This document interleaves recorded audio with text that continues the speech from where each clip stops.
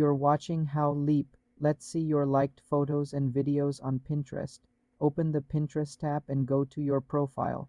Tap Save to see all your saved pins.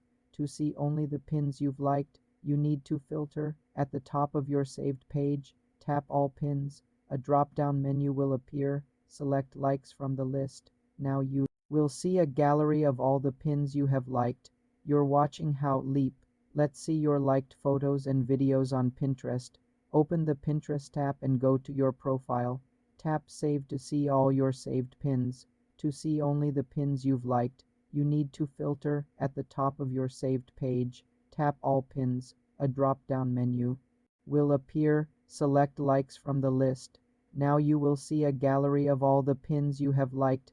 Tap any pin to open it. To unlike a pin, tap the heart icon on the pin to deselect it. The pin will be removed from your likes. For more simple tech tutorials, subscribe to the channel.